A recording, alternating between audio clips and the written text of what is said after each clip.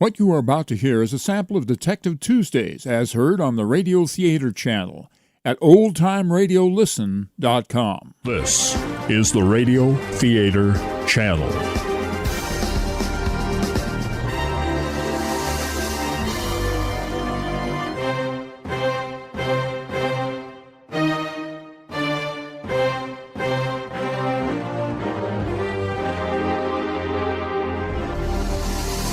Dragnet, The Big Elevator, 1952.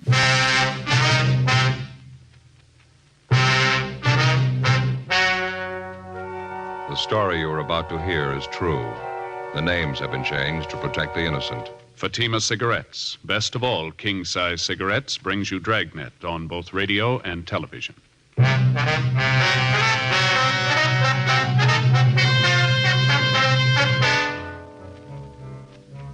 You're a detective sergeant. You're assigned a homicide detail. You get a call from the receiving hospital in your city. A dead body has been left in the hospital elevator. There's no lead to the identity of the corpse. There's no apparent cause of death. Your job, investigate.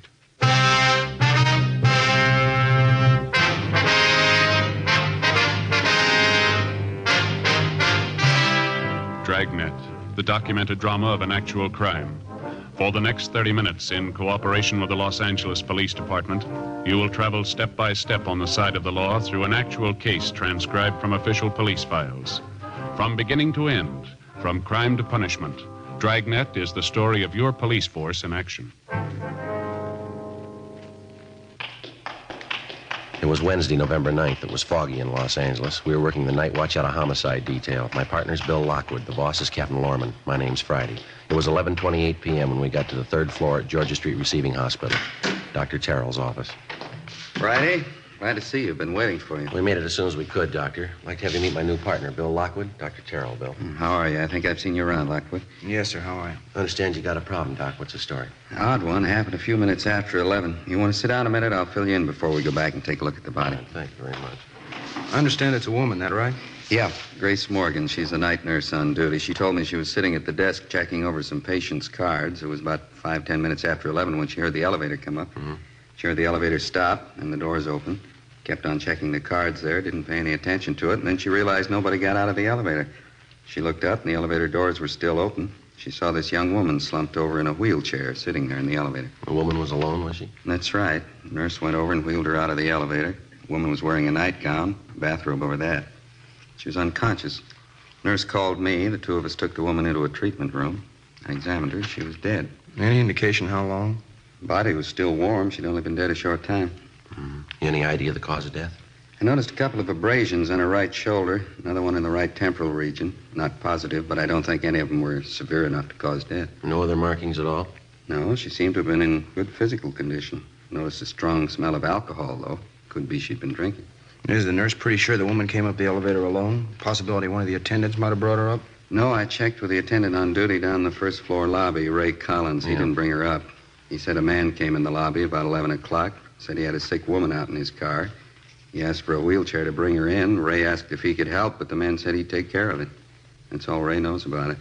He let the man have a wheelchair, then he went in the back room to change some linens on the ambulance stretcher. Mm-hmm. Any possibility one of the other attendants might have brought her up in the elevator? No, Collins was the only attendant on duty. Uh-huh. I'd like to talk to him. Is he still around? Yeah, I knew you'd want to see him. He was off duty 11:30. I held him over. He's down at the corner having a sandwich. He ought to be back in a few minutes. And what do you figure, Doctor? Think the woman could have operated the elevator herself? Possible. Not too probable, though. It's a self-operating elevator, automatic. Mm-hmm. Someone could have wheeled the woman into the elevator, pushed the button for the third floor, and then stepped back. Would have taken her straight up. Yeah. The nurse is sure the elevator didn't go back down after it got up here, huh? Positive. She heard the elevator doors open. They stayed that way. She kept waiting for someone to come out, and that's what attracted her attention. I see. How about identification? Did the woman have a purse with her or anything like that, Doc? No, all she had was what she was wearing, nightgown, slippers, and bathrobe. Let's go back and have a look. I'll show you. Okay, thank you. You say the only markings on the body are those abrasions on the shoulder and the forehead. Yeah, that's right. And you don't think that's why she's dead? You got any ideas at all? Well, I wouldn't want to say, Lockwood. Strange one. Going to have to wait for the autopsy. Well, how about the wheelchair the woman came up in, Doc? Where's it now? Back here in the same room with the body. I gave notice it wasn't to be touched. I knew you'd want to check. Oh, fine. In here. All right to smoke in here? Yeah, sure. Fine. Want a cigarette? No, thanks. Bill? No. Over here on the table. Nurse put the woman's clothing over there. Nightgown, slippers, bathrobe. I see. Seems to be a fairly young woman. I'd say in her early 30s. Nice-looking girl. Well-groomed. Notice her hair and fingernails. Well-kept. And bruise there on her head. Took a pretty good blow to cause that, wouldn't you say? Yeah, might even be worse than it looks. Hard to say right now. Other abrasions I was telling you about, right here along the clavicle, seem to be fairly distinct. 3 or 4 of them. That's all of them, huh? That's it. Like I say, we'll know more after they post the body. Take a look at the clothing over here. Want to check over the bathrobe, Bill? Yeah. There's no label here. Size marking, though. Size 34. Just an ordinary rayon nightgown. Seems to be fairly new. It's not damaged. Nothing on the bathrobe, Joe. Both pockets empty. No visible markings. Manufacturer's label here. Fairly common trade name. Laundry marks? No, none showing. We can have the crime lab check them over. How about the slippers? No, it's the same. Nothing. You fellas want me to notify the coroner? No, we'll get it, Doc. We have to call in for the crime lab crew anyway. It looks like a rough one. We don't even know what we've got. I can't figure it. If somebody murdered the woman, why'd they bring her here to die? Yeah. If she was sick or hurt and they were worried enough about it to bring her here, why'd they want to get rid of her? Leave her alone in an elevator. Yeah. Doesn't make sense. Somebody's got something to hide. Sure could use a lead. Man puts her on the elevator and sends her up 3 floors. Don't know who she is, how she died. Don't even know where she came from. Well, there's no choice. We'll just start at the beginning. Yeah? Ground floor. 11:52 p.m. The receiving hospital attendant, Ray Collins, returned, and we interviewed him in Dr. Terrell's office. He told us substantially the same thing the doctor had told us. At a few minutes past 11 o'clock that night, a man entered the lobby of the hospital and asked for a wheelchair to move a patient up to the 3rd floor. Collins stated he gave the man the wheelchair. The man refused his offer of assistance, and Collins went on about his work. He didn't see the patient, and he didn't see any car parked outside, and he was able to give us only a partial description of the man himself. A male Caucasian, about 35 years old, short, heavy build, dark hair. The crew from the crime lab arrived and began their investigation. The body was photographed and fingerprinted, and the wheelchair was also dusted for prints. The clothing was packed up to be taken downtown for further examination. After the men from the crime lab left, Bill Lockwood began a canvass of the immediate neighborhood for possible witnesses. Meantime, I checked with the rest of the hospital personnel and the patients. They could tell me nothing. 12:30 a.m., I met Bill back at Dr. Terrell's office. How'd you do, Joe? Any luck? When I talked to the nurses and some of the other attendants, they couldn't help any. Checked with the dispatcher on incoming and outgoing ambulances. Nothing there. What about you? No good. Most of the business places around here are locked up. Talked to the newsboy down at the corner. He was about the only one on the street. He didn't see anything. It's sure going slow, isn't it? Might give Bergman a call, see if he's got the woman's prints classified yet. How about the coroner? Show up yet? Yeah, I think he's in there now. Yes, ma'am. Give me station 2557. Yeah, that's right. Latent prints. Hi, let me talk to Bergman, please. Right. Yeah, Dean, Joe Friday. No, we're still over at the hospital. You do any good on those prints? Uh-huh. Yeah, that's what we figured. How about her prints? Mm-hmm. Okay, Dean, thanks. Yeah, right. Well, we're still batting 1,000. What do you say? They make her prints? Nothing in records on her. Dean's going to send along a set to Washington, see if they got anything. How about the wheelchair? Any prints there? Well, the nurses and Doc Terrell's, that's all. We figured on that, didn't we? Lousy luck. Sure is. I checked with missing persons while you were out. There's nothing there either. Well, that about finishes up here, huh? Yeah, we better get back to the office.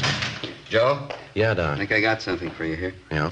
Nurse at the switchboard got a call a minute ago. Man's voice wanted to know the condition of Carla Cheswick. Mm-hmm. Nurse checked the list of patients, didn't find anyone by that name. The man insisted she's here. The nurse asked him what time the woman was admitted to the hospital. He told her 11 o'clock tonight. Yeah? The man said, I know she's there. I brought her myself.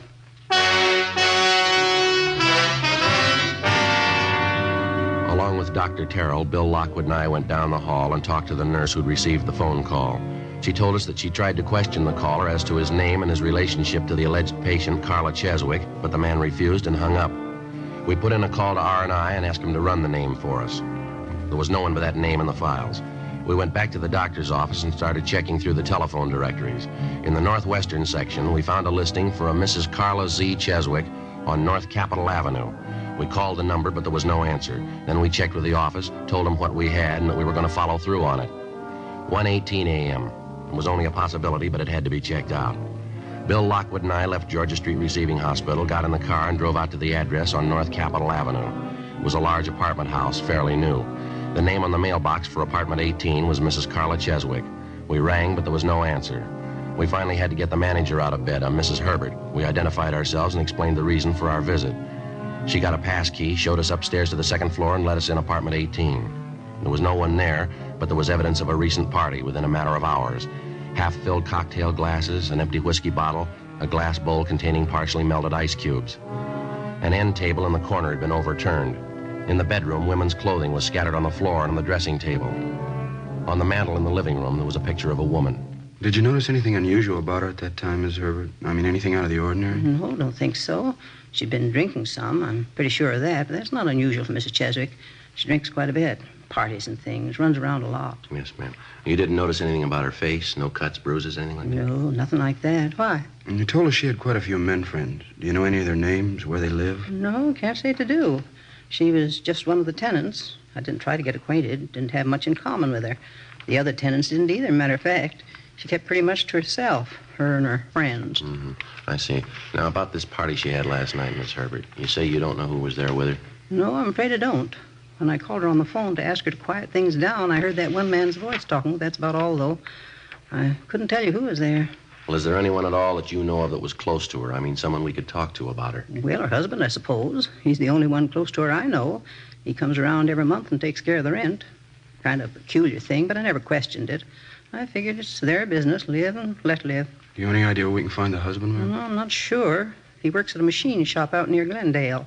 I have his home address in my rent book downstairs if you want it. Yes, ma'am. We'd like to have that if we could. Would you happen to know how Mrs. Cheswick and her husband got along? I mean, the separation of theirs. Was it friendly, or did they still quarrel quite a bit? No, as far as I know, they got along all right, as long as they didn't have to live together. Poor Mr. Cheswick, I feel sorry for him. He's going to take it hard. His wife, I don't know whether to blame or pity her. She was a terrible disappointment to him. That's so? I had a long talk with him once. Seemed like such a nice man, hard worker. And his wife, he was so disgusted. I mean, drinking all the time, going out with different men. Bitter disappointment. He told me how he felt. Well, did he seem violent on the subject? I mean, did he feel anger toward his wife? Would you know? No, just pity. Said he'd rather have her dead than go on the way she was.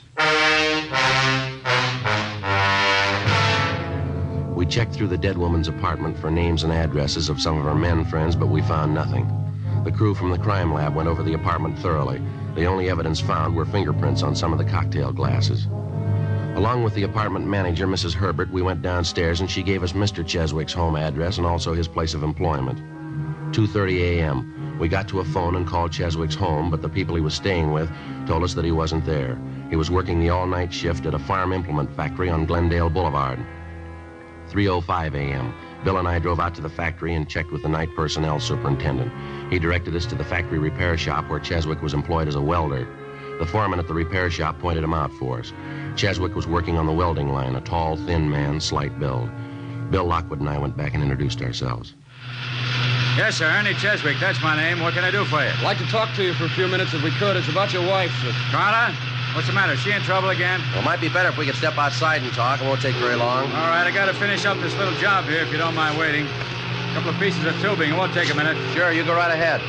You might stand back a couple of steps. This thing pops a little. Okay, thanks.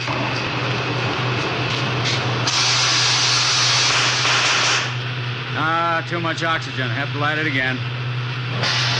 Yeah, that does it. Don't look at the flames, Joe. Bad for your eyes. Yeah, I know. They're sure in their money, don't they? Yeah, they seem to. A lot of work. Finish in a second here. Okay, that's got it. Now, what's this about my wife, Sergeant? What's the matter? We understand you're separated from her, Mr. Cheswick. Yeah, that's right. About a year ago now. I finally gave it up as a bad job. Wasn't anything I could do for her. Nothing anybody could do for her. Hopeless. Well, when's the last time you saw her? First of the month, went by to pay her rent. Dropped in to say hello, that's all. I stay away as much as I can. No good bum, that's about all you can say about her. Shame to admit I was even married to her. Why do you ask, anyway? Your wife's dead, Mr. Cheswick. Huh? Yes, sir. She died late last night. Found her at Georgia Street Receiving Hospital. Oh. Guess I've been expecting something like that. I can't feel sorry. Probably the best thing for her. How'd it happen? Well, we're not sure. I wonder if we could step outside. Sure be a lot easier to talk, wouldn't it? Yeah, all right. Fine. Over here, we can duck out the back way. Okay.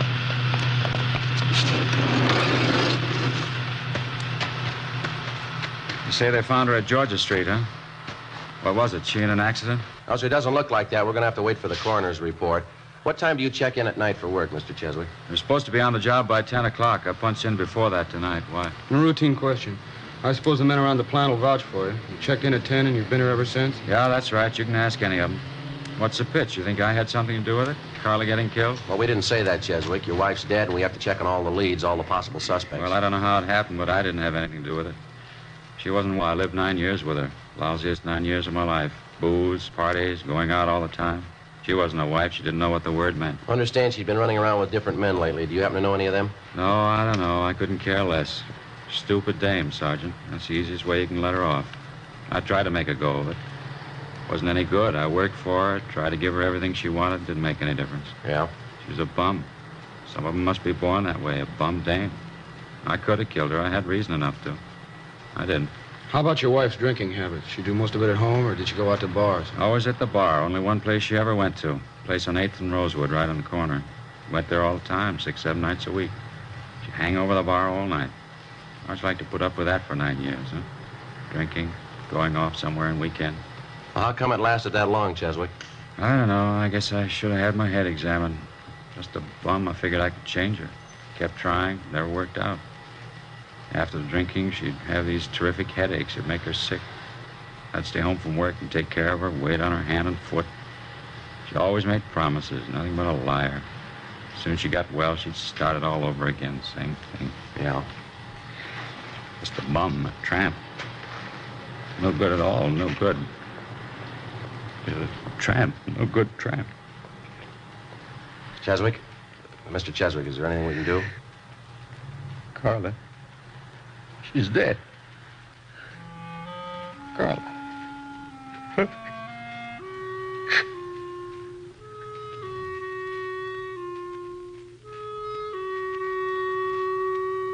When the dead woman's husband, Ernest Cheswick, recovered, we continued questioning him, but we got nowhere. Before we left the plant, we checked his time card, talked to the machine shop foreman and some of the men Cheswick worked with. We got the same story all along the line. Cheswick had showed up for work at 9:46 p.m. the night before and had not left the plant since that time. 4:35 a.m. Bill and I got in the car, drove back to the office, and typed up a 15.7 report for Captain Lorman. 8:30 a.m., over in the county morgue, the body of Mrs. Cheswick was being posted. A few minutes past 10 a.m., Bill Lockwood and I drove out to a bar on the corner of 8th and Rosewood, the same bar where Ernest Cheswick told us his wife did most of her drinking. It was a typical neighborhood cocktail lounge in the early morning. 2 customers sipping beer at the far end of the bar. The manager busy washing glasses and bringing in supplies. We called him over and identified ourselves. Popular girl. Married old Ernie Cheswick. They're separated now. Yeah, do you know if she was in here last night? That's right, she was. Hardly misses night. Why? Would you happen to know about what time she left last night? 8:30, about that. You might ask that fellow there down at the end of the bar. He'd know better than me. Well, how's that? He left with her.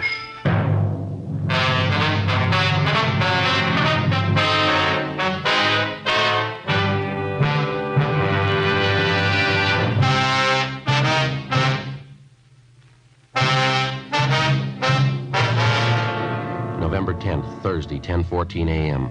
The manager of the cocktail lounge pointed out the man at the end of the bar who was supposed to have left the place shortly after 8 o'clock the night before with the dead woman, Carla Cheswick. Bill Lockwood and I went up to the man, identified ourselves, and questioned him briefly. He appeared tense and highly nervous. He told us his name was John Gables, an assistant sales manager for a downtown jewelry concern. He didn't deny that he was in the bar the night before, but he refused to admit that he left with Mrs. Cheswick. He insisted he didn't even know her. We asked him to account for how he spent his time the night before, but he refused. We got in the car and drove downtown to the city hall. While Bill took the suspect to the interrogation room, I stopped by the R&I counter and had to make a run on Gables. He had no previous criminal record. I called the morgue, but there was no report on the autopsy yet. 10:52 a.m. I signed in at the office, briefed Captain Lorman on the developments, and then I headed down the hall for the interrogation room. We had a couple of drinks together, and that's all there was to it. You can ask anybody who was there. She got up and left by herself. I didn't go with her. And Joe. Yeah. Gables here was just telling me he did see Mrs. Cheswick in the bar last night. Had a couple of drinks with her. Why'd you hold out, Gables? Why couldn't you told us that when we asked you? I didn't remember then. You came up to me in the bar, started asking questions. I got all rattled. Mm-hmm. Didn't make any difference, though. I didn't even know her name. Just had those couple of drinks with her, and then she got up and left. That's all. I didn't go out with her. The bartender says you did. He's sure of it. Says he can get half a dozen other people to back him up. He's wrong. He's got to be. He's thinking of somebody else. Well, if you didn't leave the bar with Ms. Cheswick, when did you leave? I don't know. About 5 or 10 minutes later, I guess. Where'd you go then? Well, I walked around a little bit, got a little fresh air. Mm-hmm. And I went to a show. Which one? I don't remember the name of the place. It's on Rosewood, a couple of blocks down from the bar. What picture did you see?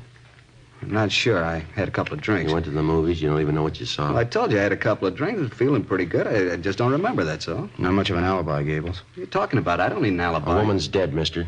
You were with her the last time she was seen I alive. wasn't with her. I don't care what anybody tells you. I wasn't with her. This movie you say you went to, what time did you get out? After midnight, I think. I don't remember. Where'd you go after that? Bar, had a few more drinks, and then I went back to my hotel. Which bar was that? Place on West 7th. I go there sometimes. I know the bartender. What time did you leave there? Closing time, 2 o'clock, and then I went back to my hotel. Uh-huh. You say you know the bartender there. I guess he'd be glad to vouch for you. I mean that you were there when you said you were. I don't know. Maybe not. He was pretty busy last night. Maybe he didn't notice me. How about your hotel? Huh?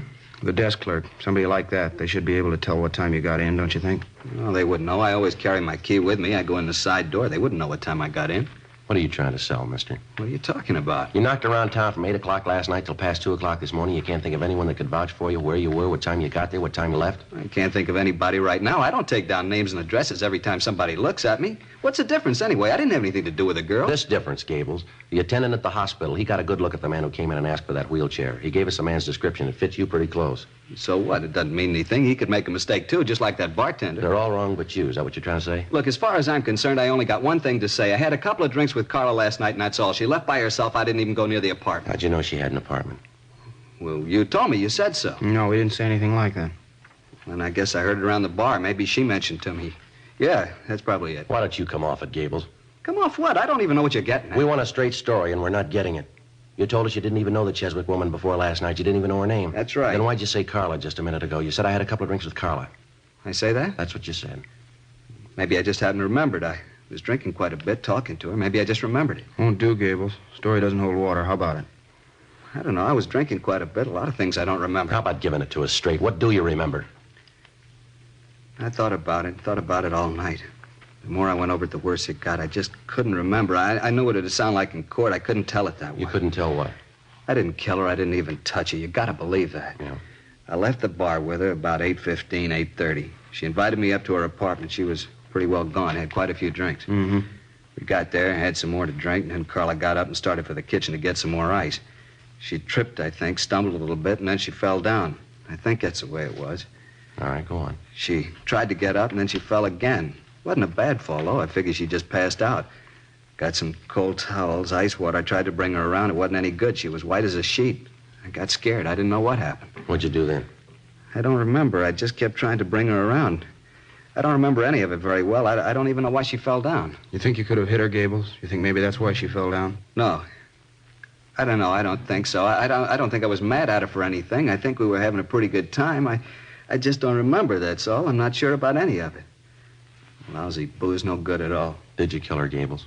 No, Sergeant, I swear it. As far as I can remember, I didn't. We were having a good time. That's all I know. I know I wasn't mad. I'm not a nasty drunk, not as far as I can remember anyway. What'd you do when you couldn't revive Mrs. Cheswick? You brought her to the hospital?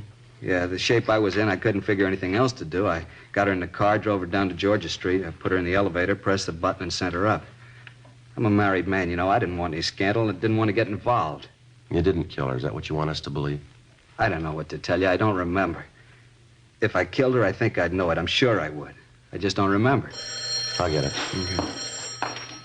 Interrogation room, Friday talking. Yeah, Arthur. That's so. Just a second. All right, I got a pencil now. Go ahead. Uh-huh. Are you sure? How was that? I see. No possibility, huh? Yeah, I see. Okay, Arthur, thanks a lot. Yeah, sure, we'll pick it up later. Right, bye. Yeah, Jim? Coroner's report just finished the autopsy. It's all right, Gables. Huh? It's all right, it's all cleared up. What do you mean? Well, you're free to go if you like. We're not going to hold you. What's the pitch, Joe? Coroner's report. Primary cause of death was a massive cerebral hemorrhage into the ventricle. Could have been a blow on the head, couldn't it? You figure that could have done it? No. Secondary cause was a brain tumor, a big one. Coroner says she's had it for years. It must have caused her a lot of pain. Probably would have accounted for the drinking. And the tumor brought on the hemorrhage. That's what's killed her. That's it. Coroner says her Erosion of the blood vessel by brain tumor. Probably grew, caused pressure on a blood vessel, finally gave way, caused a hemorrhage, and that killed her. And she just died. I didn't have anything to do with it. She died and I didn't kill her. Yes, sir, that's right. You're free to go if you want. Thank God. You know, officers, I'll tell you the truth. I didn't know the answer. I didn't know if I killed her or not. I really didn't.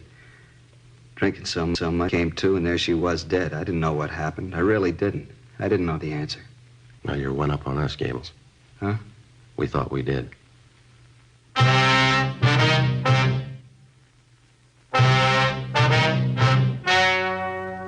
The story you have just heard was true. The names were changed to protect the innocent. On Thursday, November 10th, the meeting was held in the office of Captain of Homicide. In a moment, the results of that meeting. And now, here is our star, Jack Webb. Thank you. Friends, there's not much I can add to what George Fenneman and Hal Gibney have already told you about Fatima's. If you smoke them, I know you'll agree with me that Fatima is the best of all king-size cigarettes. If you haven't tried them yet, well, there's only one way to prove it to yourself, and that's to buy a pack and give them a try. I wish you would kind of check up on what we've been telling you. Compare Fatima's with any other king-size cigarette. You'll like Fatima's better flavor and aroma. It's extra mild and soothing smoke. In Fatima, the difference is quality. Buy a pack tomorrow. Fatima.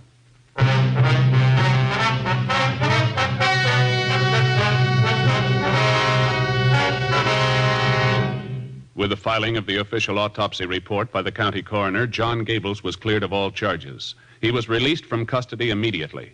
The death of Mrs. Carla Cheswick was listed as due to natural causes by the coroner's jury. The home of radio's best comedies, dramas, westerns, and detectives. This is the Radio Theater Channel. This is your FBI. The Equitable Life Assurance Society presents This is Your FBI.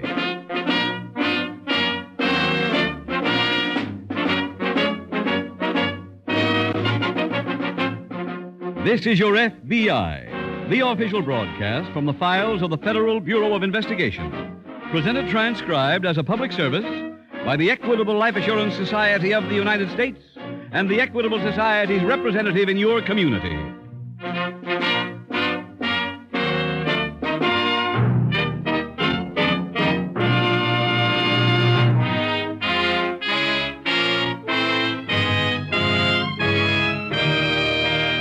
Tonight, the subject of our FBI file, Juvenile Delinquency. Its title, The Face.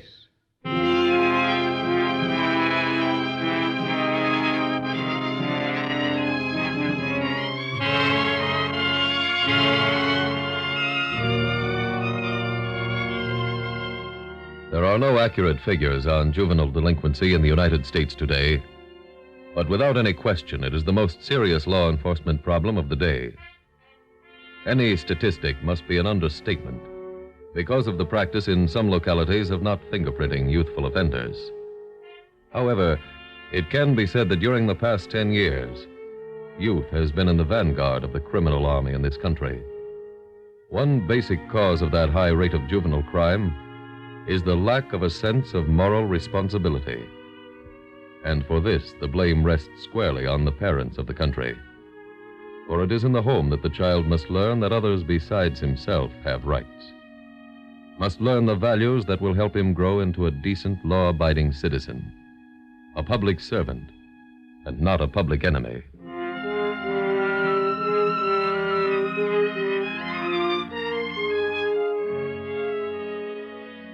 Tonight's FBI file opens in the local police station in a crowded tenement district of a large eastern city. FBI Special Agent Jim Taylor is just arriving. He greets the policeman who has been waiting for him. Sorry I'm late, Sergeant. That's all right, Jim. Where's the boy? He's in the next room. I'm giving him a minute to cool off. Tough kid? Not really. I think he figures it's smart to act that way. Who is he? A neighborhood boy. He lives with his mother. She can't seem to control him. Are we on the case officially? No, Jim. There's no FBI violation. But I thought you might talk a little sense into the youngster. Okay, I'll try. Thanks. You going to tell him who I am? I already have. Oh? What was his reaction? Another cop. Here, through this door. Okay. Go ahead. Thanks. Bobby, this is Mr. Taylor, the FBI man I told you about. So what? Hello, Bobby. Why don't you leave me alone? Why don't everybody leave me alone? Everybody did. That's why you're here. Sergeant thought I might be able to help you. How can a cop help me? I asked Mr. Taylor to come over here and tell you his story. A story? You must think I'm a kid. You're going to tell me a bedtime story? Why don't you get me a doll to play with, huh? Bobby, I'd really like to help you. I don't want any help. Son, the least you can do is listen to him. Who's stopping him? Let him talk. Well, the story begins some years ago, right in this neighborhood. Young boy, about your age, was having breakfast with his sister. He had no parents, and his sister had to work to support him. They were seated at a small table. Danny, eat your cereal. Okay. Hey, you're going to be late for work. I know. Don't you care? Well, I stayed to have breakfast with you on purpose. I wanted to talk to you. Oh, I won't have much time, sis. I got to hurry to school. Well, that's what I wanted to talk to you about. School. Oh, but I'll be marked late if I don't leave now. Danny, you don't have to put on an act for me. I know you haven't been going to school. Hey, you've been spying on me. No, Danny. Well, then how did you know that I haven't been to school? Oh, Miss Cronin called me at the office yesterday. She said you haven't been in school for a week. She asked me why. I suppose you really hung it on me. No, I lied to her. Told her you was sick. Huh? And then she asked why I hadn't signed your report card and returned it. Where is your card, Danny? I lost it. I don't believe you. Oh, look, lay off, will you? Danny, I think I know what this is all about. I don't care what you know. I'm telling you what I know. I ain't been going to school because I don't like school, and I ain't going back there. Danny, sit I down. gotta meet a guy. I'll see you at dinner.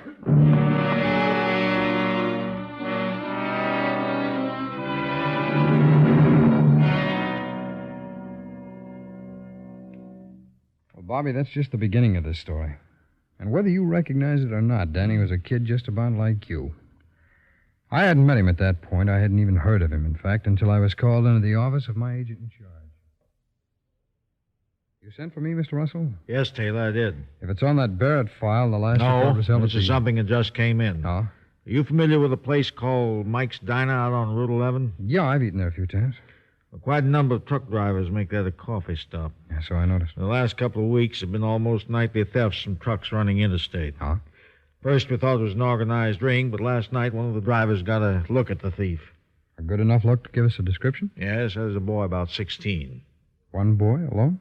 Apparently. What was stolen? Well, here's the list. Box of American Beauty wristwatches and a carton of Leslie automatic pens. Yeah, it's easy loot to get rid of. See what you can do on it. All right, sir. Well, Mr. Russell, do we know anything about the boy besides the fact that he was about 16? Yes, I've got his full description here. Fine. 5 feet 2 or 3 inches tall, with dark hair and a misshapen nose that seemed to be pushed into his face. Well, it should make him a little easier to find. The driver said it was one of the strangest faces he ever saw. In fact, he said at first he thought it was a monkey.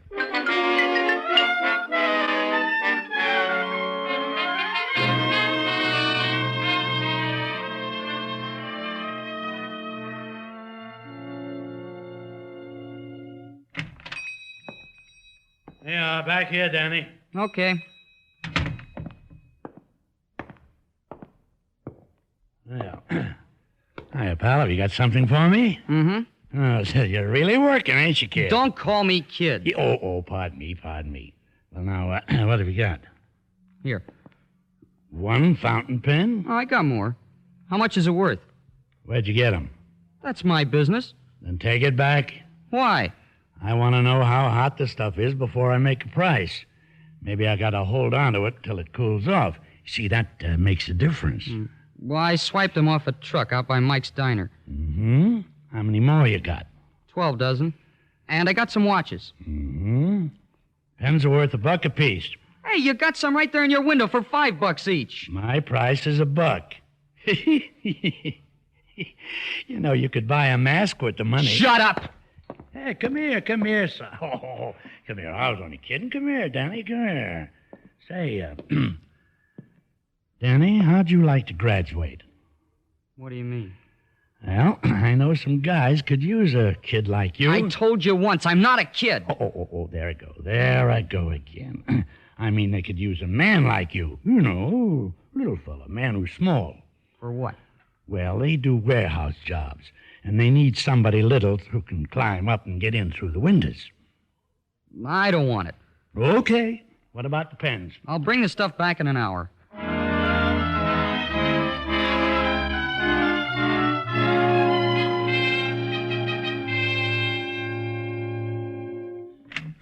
Mr. Russell, may I come in? Yes, Taylor. I've been working on that interstate theft case. Anything new on it? Yes, sir. I went out to Mike Steiner to look around. That part of the highway must have been pretty well covered. Well, it was, sir, but the woods beside the highway hadn't been. I searched that whole area. I may have found something. What's that? Well, one place in the woods afforded a good vantage point of the highway, a little knoll. Mm-hmm. Well, standing on it, you can watch Mike Steiner and see what trucks come and go. Uh-huh. Somebody'd been sitting up there whittling. Chips were still fresh, so I figured maybe there had been someone watching the highway. Waiting for something? Well, it looked that way, sir. And scattered around the knoll, I found some torn up bits of paper. I finally pieced the thing together. What was it? A report card from Patterson High School. The name on it was Daniel Auburn. You locate Auburn? Not yet, sir. I called the school. Everyone was gone. Keep on it. Well, I'm having the switchboard try to locate the school principal so we can get Auburn's home address.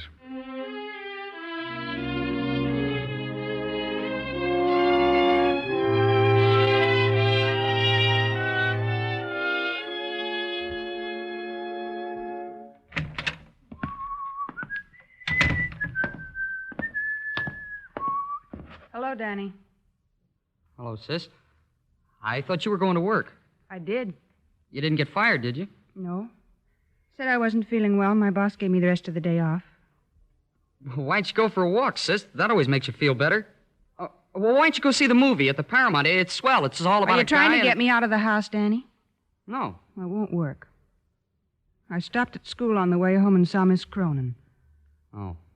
She tells me for the last few weeks you've been seen with a lot of money. That's right. I found some money. Oh, Danny. I did. I found a wallet on 2nd Avenue. I found something, too. Huh?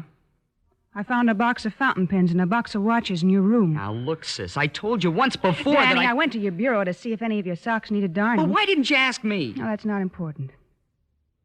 Where did you get those pens and watches? I found them, too. Danny. I'm telling you, sis, There's a story in the morning paper about a box of watches and a carton of pens being stolen from a truck last night out on Route 11. Well, what's that got to do with me? Where were you last night, Danny? I went for a walk. Where? I don't know. I don't remember. Danny, you stole those pens and watches. I know it. Well? Danny. Oh, cut it out, sis. Is this the way I've brought you up? Have I been such a complete failure that you don't even know it's wrong to steal? I suppose what happened to me is right. That was an accident. It still happened. Oh, right, that was wrong, too. But the police did try to find the car that hit you. They just couldn't A lot seem of to... good that does me. Does it fix my face? Your face has nothing to do with stealing, Danny. Look, why do you think I ain't going to school? Because all the kids laugh at me. They call me monkey. Well, I'll show them. I'll steal and I'll have money. I'll have a lot of money and I'll be important and then let's see them laugh. Honey, that's not the way to be important. The right way is to be decent and honest. Are you kidding? They won't let me play ball with them. I can't get a girl to go to the school dances with me. No, it doesn't warrant your stealing. I've got to put a stop to it, Danny, right now. How? You're coming with me. We're going to take those watches and pens back. I don't know who they belong to. Well, the police will know. The police? Yes. They'll send me to jail. No, I think they'll understand. I've got some money saved up. I'll pay for whatever's missing. Come on. I'm not going. Danny, it's the only thing to do. I'm not going, sis. You've got to. Oh, no! Danny. You're like all the rest. You hate me, too. Well, I'm getting out of here.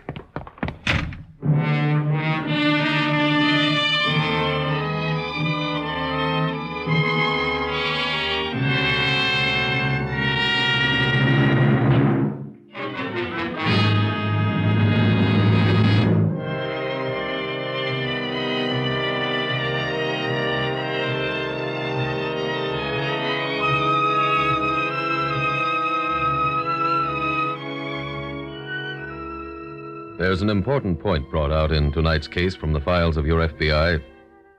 The moral is that there is no quick answer to juvenile delinquency. The problem is deep-rooted and varies with each individual. It is the job of social workers, psychiatrists, all those who come in contact with antisocial youth, to burrow deep and find the cause of delinquency in each particular case, then to treat the cause itself. With Danny, we are discovering one possible reason for his difficulty. True, law enforcement officers are responsible for protecting society against its Dannys and Bobbies. And most of them, fortunately, are wise enough to know that the surest way to do this is to effect a change in the attitude of delinquent youngsters toward life.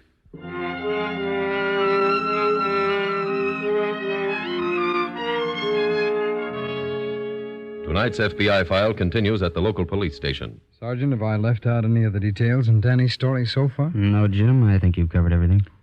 Bobby, what do you think of the story?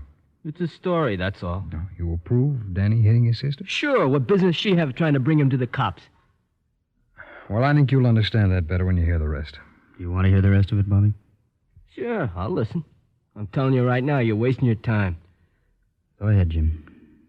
At about the same time young Danny quarreled with his sister and ran out of the house, the switchboard at the FBI field office was getting young Danny's address. I went over to the apartment. Danny's sister was still there. I introduced myself, and she invited me in. What did you want here, Mr. Taylor? Well, I've really come to see your brother. Is he at home? No. I wonder, would you mind looking at this picture? Does that resemble your brother? Yes. An artist drew that from the description given by a truck driver who saw this boy steal some things from his truck. It is my brother. Do you know where he is now? No, I don't. I'm afraid he's left home. No. You're going to arrest him? Well, I'll have to if he's the one who burglarized the truck. Mr. Taylor. Yes? I think I have everything here that was taken. Oh? And I'm willing to pay for whatever's missing if you could drop the charges. Well, Miss Orban, I'm not so sure it's going to be that easy. But this isn't entirely his fault. Well, whose fault is it? I don't know. 6 months ago, riding his bicycle down Bedford Avenue, Danny was struck by a hit-and-run driver. Go on. His shoulder was broken and his face badly cut. It's a miracle it healed at all. Danny spent 2 months in the hospital, and then they sent him home. His face was still terribly disfigured. Well, couldn't they have fixed his face up with plastic surgery? I don't know, Mr. Taylor, but... Well, even if they could have, that kind of thing costs a lot of money. Yes, it does. Tell me, was he ever in trouble before the accident? No. No, the first thing that went wrong was when he went back to school. No, what happened then? Well, the children started to call him Monk because of his face. Well, that can be pretty hard to take, Mr. Taylor. Yeah. Danny couldn't take it, so he stopped going to school. And then out of defiance, out of wanting to show them attitude, he started to steal. Yeah, well, I think I understand, Miss Robin. So you see, he's not really to blame. No, I guess maybe in a way everybody's to blame. Miss Arbin, you say you're willing to make restitution for the missing items? Oh, yes, if you'll just let Danny alone. Well, I can't make any promises about that, because punishing Danny isn't our job. Well, can you help me at all, Mr. Taylor? Well, there's one thing we've got to do before anybody can help him. That's find him. But, he said he was never coming back. Oh, I think maybe we'll locate him. If we do, I'll be in touch with you.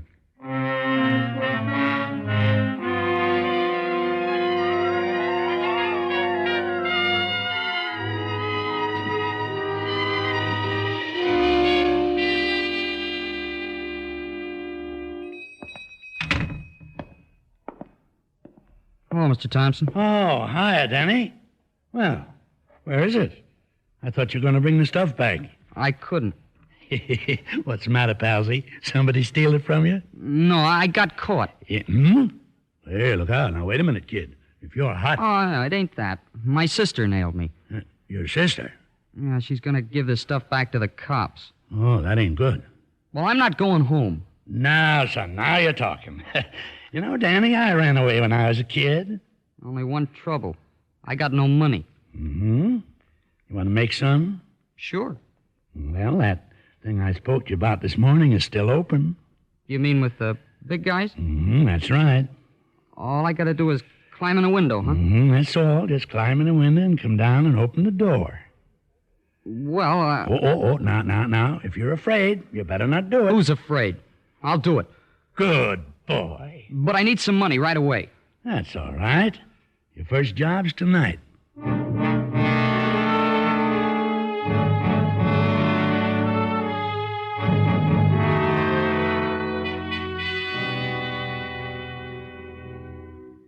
That's the situation, Mr. Russell. I see. I think both Miss Auburn and the boy are deserving of some sympathy. I do, too. Of course, it'll be up to the court to decide what the youngster's punishment will be. Well, the facts ought to speak for themselves. They should. Mr. Russell, I've got a friend who's an outstanding plastic surgeon. I'm going to talk to him about young Danny. Oh, still got to find the boy. Yeah, I know. Your sister have any idea where he might be? No, sir, none at all. He walked out after slapping her. He hasn't shown up since. Well, what you say about this boy is true, then I don't... Oh, excuse me. Certainly, sir. It's Russell speaking. Yeah? You have? I see. Just a moment. The boy's been located. Good. Yes, I've got that. Well, thanks very much. I'll have a man right over there. Young Auburn's picked up an act of attempting to burglarize a warehouse on 3rd Avenue. Oh, that's bad. He's at the 18th Precinct, Jim. Run down and have a talk with him.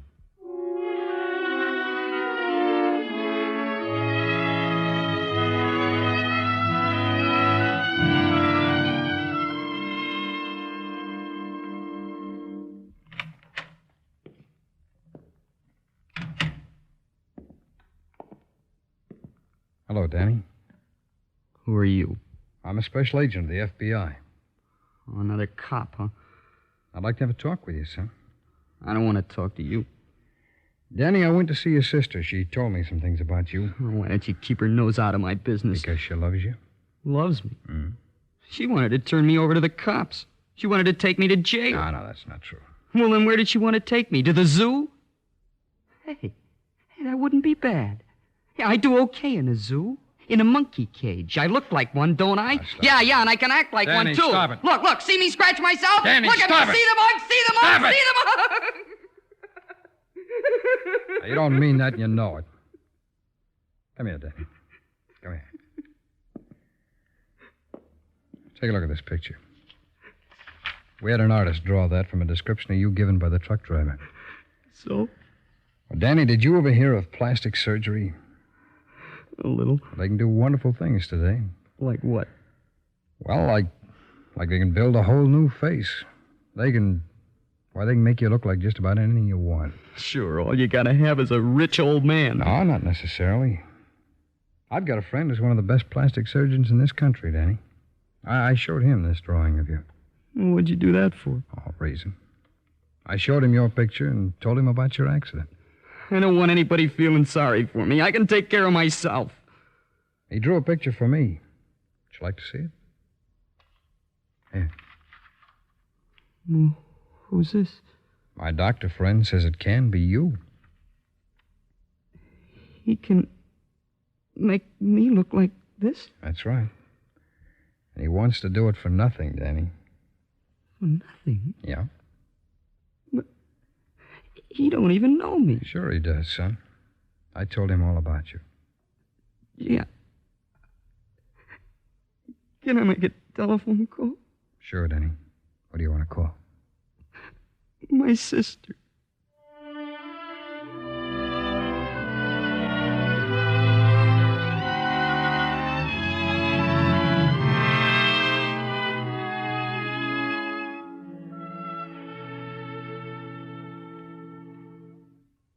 Bobby, that's the story of Danny Auburn. A doctor operated on him, did a wonderful job. Then, on the recommendation of the court, he was released in the custody of his sister. What do you think of the story, Bobby? Yeah, he was just lucky, that's all. Well, that doctor's still alive, Bobby, and still practicing.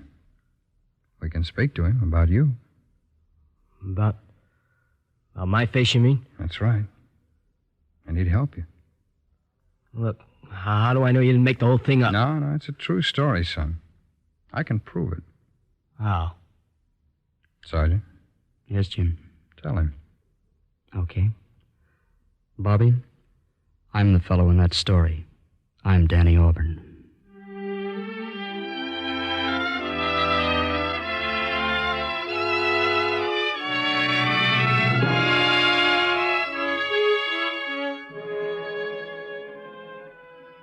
And that's the story of two juvenile delinquents who were saved by the intervention of your FBI, who were restored to good standing in their community because a doctor with a social conscience decided to work with law enforcement agencies to do his part in fighting the menace of law-breaking youngsters.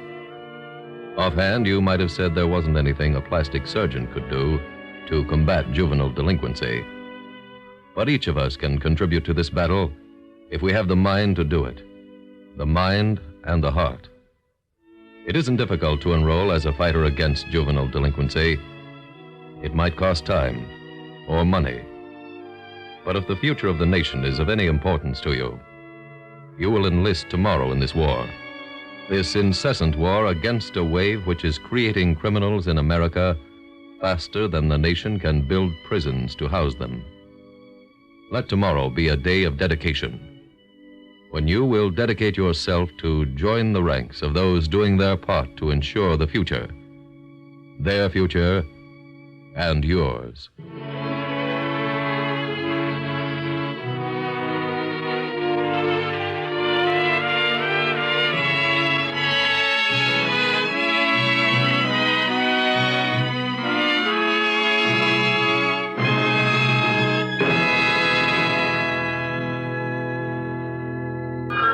This is the Radio Theater Channel.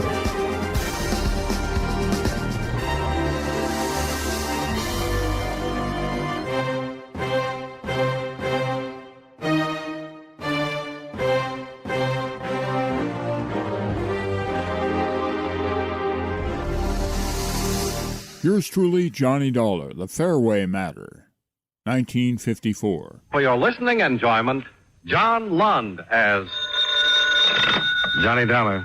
That plane crash, Johnny. Did you hear? Yeah, I just turned off my radio. It's horrible. Who is this? Oh, I'm sorry. Sam Harris, Columbia. Oh, yeah, sure. Does your company carry the policies in that airline? Yes, but I'm not thinking of that. That crash was planned. Oh, they're definite about it now? Yes, an explosion. Some kind of a bomb. There were 13 people killed in the plane, and they don't know how many in the houses it crashed into. We've got to place responsibility. The company wants to do whatever it can. We've got to find whoever is responsible. Yeah, sure, Mr. Harris. You want me to go out there? Yes, we do. The airline representative is a man named Reed. Go out and do everything you can.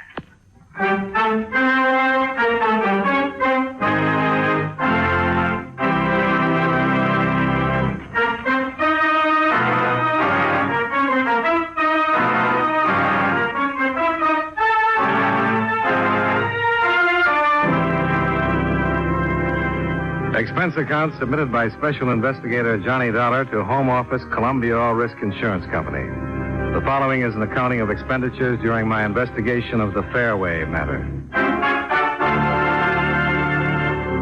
Expense account item 1, $250, cab fare to the scene of the plane crash, which, as you know, covered quite a bit of territory. The Fairway Airlines plane had taken off at 8:20 p.m., had reached an altitude of no more than 600 feet, and then had crashed, setting 2 houses afire a short distance from the Springfield-Hartford Airport.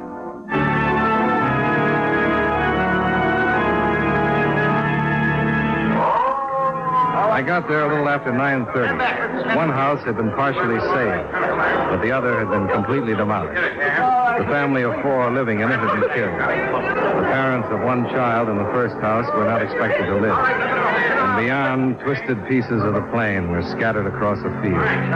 Fragments still smoking, turned white by the foam from chemical extinguishers. Mr. Reed? Mr. Carl Reed? Mr. Carl Reed?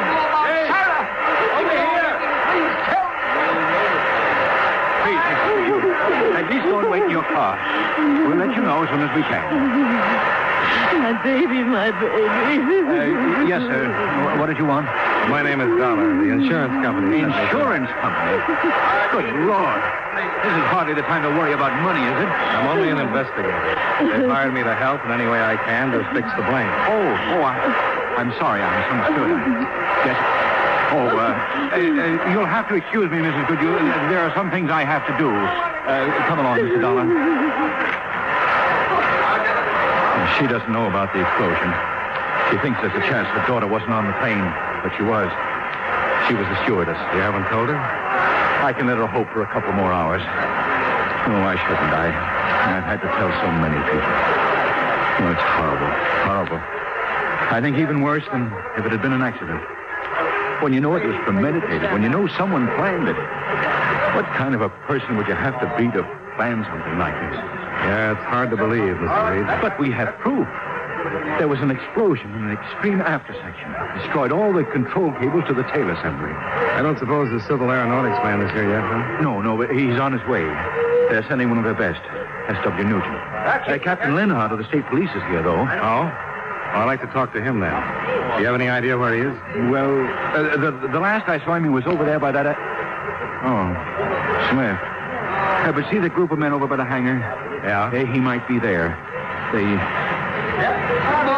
They collected the bodies. Made as many identifications as possible. Look, I know it's bad, Mr. Reed, but don't you go to pieces. That wouldn't help at all. I'll be all right. I'll see you later. Yeah. I remembered Captain Jim Lenhart from a case we shared last year, and I found him in the group of silent men. Their silence and their expressions told better than words how they felt about the row of sheet-draped bodies on the ground. How was Reed making out? I thought it was going to pieces a little while ago. Well, he's still in pretty bad shape. He's not alone. But it might have been worse. Plane could have been filled. Yeah. Well, I guess our approach will be to try to find out which victim was the planned victim. Well, that's what we have now. I don't see any other way to start, do you? No. The possibilities as I see them are murder with a motive, disguised suicide, or a homicidal maniac. That must cover it. I have men covering the airport and a 2-mile circle around it. Their orders are to question everybody they spot and search every car. I think that's about all we can do tonight. Well, I'll see you in the morning then. It's all right with you? Sure is. Glad to have you on the case. Meet you in my office at 9. Good. Here's another ambulance. We can get the rest of these poor devils into the morgue and try to find out who they are.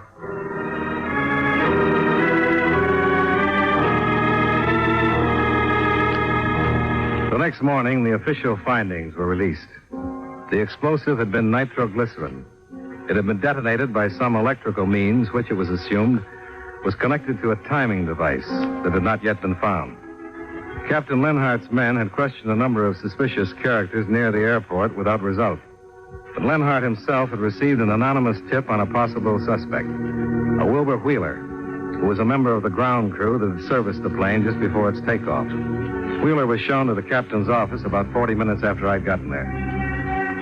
Why did you pick me to come up here? Why didn't you get Straker or Mills? They're over me. It's just routine, Wheeler. Routine?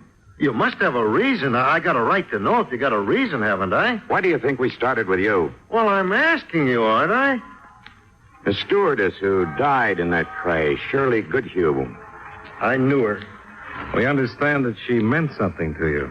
Weren't you in love with her? Yes. We understand you made quite a pest of yourself, phoning her at home and waiting for her at the airport. And then a week or so ago, you learned she was going to marry the co-pilot who was killed. What's his name? Bill Strand. Wasn't it, Wheeler? Yes. You're saying that you think I caused that crash. Well, you wanted to know why you were here. I told you it was just routine, Wheeler. And it would have been if you'd acted differently, but it sounds as though you're trying to hide some facts from us. I won't anymore. I don't have any reason to. Well, then why did you? Well, I don't know. I've been going crazy ever since I heard about it last night. I was still at the field. I got sick, and I had to go home. We heard about that. I got home and turned on my radio. Then I heard what caused the crash, the explosion. And I knew that a lot of things I've said and a lot of things I'd done were going to make trouble for me. Even getting sick and coming home was bad. What were some of the other things? Well, I said some pretty bad things to Shirley when I heard she was going to marry Strand. And I had a fight with him. You had a fight with him over the same thing? I guess for me it was really over that. He ordered me around one day, and I didn't like it. And that's how it started. He beat me up pretty bad. Said he'd have my job. And I told him that I'd see the day his plane with him in it would be plastered all over some hill. I know what it sounds like now, but it didn't mean anything. It was just talk. It was plenty of that, all right. You heard enough, Dollar? I think so. And that's all, Wheeler. I can go? Yeah. Nobody'd be stupid enough to compromise himself the way you did and then pull a job like this. All right. I sure made a lot of mistakes. I know that. Yeah. Just be around where we can find you if we want to talk anymore. I can't go back to that airport, sir. I was going to call them and quit, if it's all right with you. Just be where we can find you, that's all. I will. I'm sorry. A lot of people are, Whitley. Yes, sir.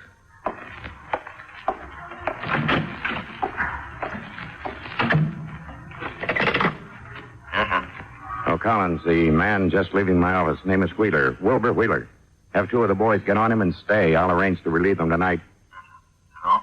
Yeah, thanks. What do you think? Well, I'd like to know what's in Wheeler's background. And I'd like to get a psychiatrist's reaction, wouldn't you? We'll learn about him. Now, let's get on with this list of passengers and see what we can get from their survivors.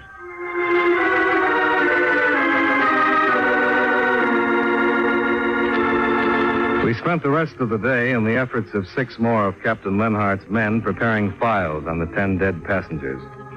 One file contained nothing but a name, Rupert Stone. Gotten from the ticket office records is that of a man who had paid cash for space to Augusta, Maine. The Hartford address he'd given was non-existent, and the phone number rang a bakery where no one had ever heard of a Rupert Stone. That one we dropped until the identification of the bodies was complete. Lenhart and I started out to follow up a couple of the others that evening.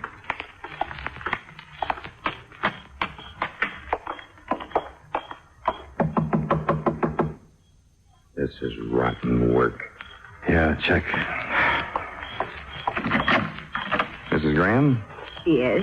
This is Mr. Dollar, and I'm Captain Lenhart of the State Police. We'd like to talk to you about the death of your husband. No, I have talked too much.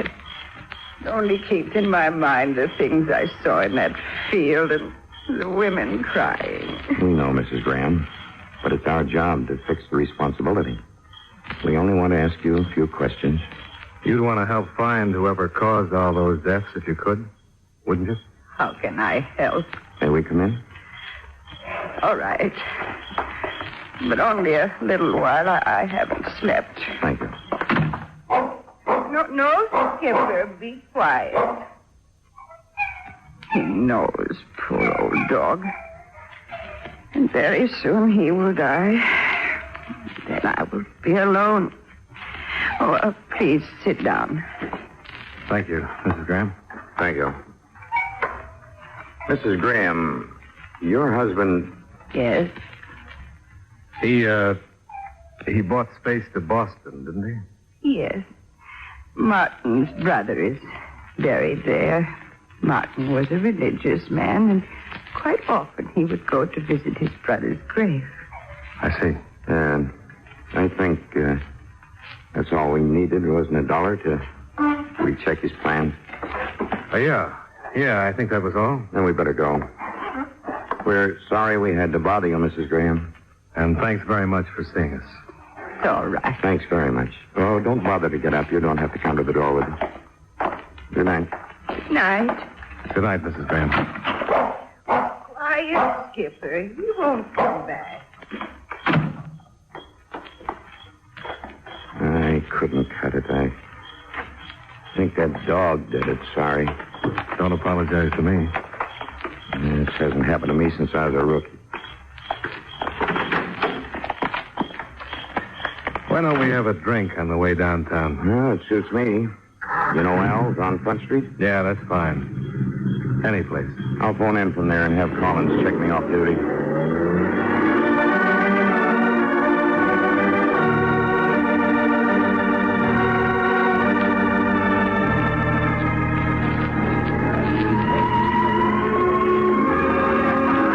Here you are, sir. Oh, you friended Lee. No, he had a phone. Here, I'll catch it. It's $1.60, sir. That's good enough. Keep it. Oh, thank you. Oh, here he comes. Drink up, Dollar. Guess I'll have to waste mine because it seems I'm not off duty. What happened? We're back to that stewardess again. The explosive has been checked to her equipment. Lab men say some twisted metal they found used to be a first aid box and that it was in her flight bag. Well, that brings Wilbur Wheeler back again, too, huh? He's being picked up now.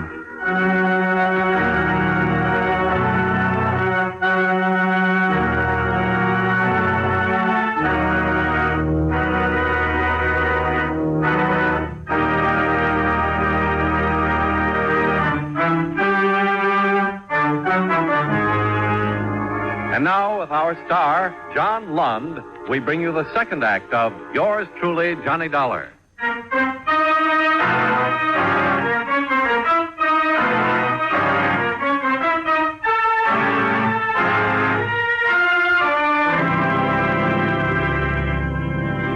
don't like the idea of being loaded into a police car twice in one day with everybody in the block gawking at me. A lot of people have been loaded into police cars today. They were glad to come in and do anything they could to help clear this up. Oh, I want to help, too. I didn't mean it that way. We're glad to hear that. How long have you worked for the Fairway Airline? Oh, about a year and a half, I think. What'd you do before that? I want to know why you're asking questions like that. Why did you bring me back here? Because some new evidence has turned up, that's why. What does it have to do with me? It has to do with Shirley Goodhue. I don't know what you mean. I don't know what you're talking about. I told you everything there was about her and me. Did you know that she carried a first aid kit aboard the plane last night? First aid kit? I don't know what you mean. You don't? After working there a year and a half? What did you do on the plane? Oh, brought food on, checked the water, a few other things. Things that the stewardess would be involved in. She'd be there with you, wouldn't she? Yeah, but I don't know what you're driving at. I don't know what you mean.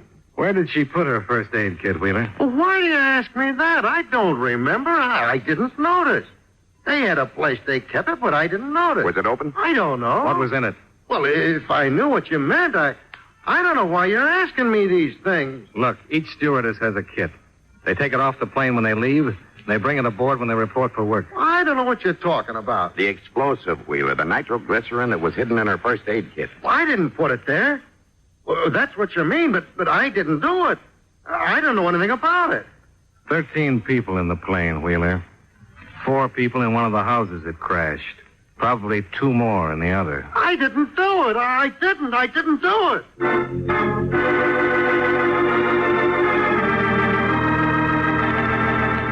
Wilbur Wheeler was turned over to the police psychiatrist. The web that was tightening around him was only circumstantial. And the question was, did he know that he could keep on saying he hadn't done it, and that we couldn't do anything without physical proof? Or was he innocent? Our last move that night was to go to Wheeler's room. We were looking for a wire that could be checked to that used with the explosive.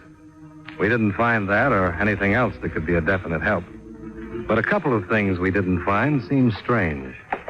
Hey, he said he came home and turned on his radio. There isn't a radio here.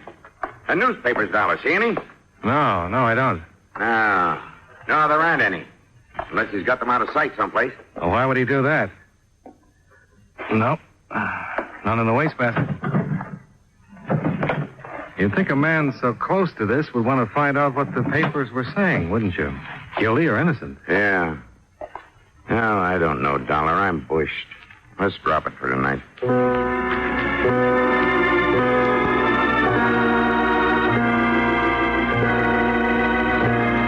The next day, Lenhart and I talked to the psychiatrist, who'd spent a couple of hours with Wheeler.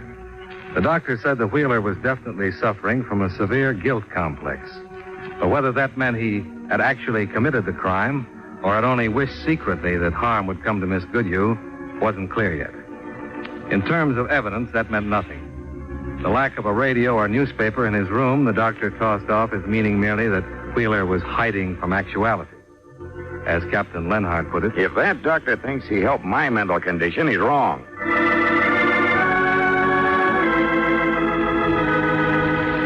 That afternoon, a development came from the Fairway office of Carl Reed. He'd been unable to locate another of his stewardesses. And when finally he'd sent someone to her apartment, she'd been found, shot to death.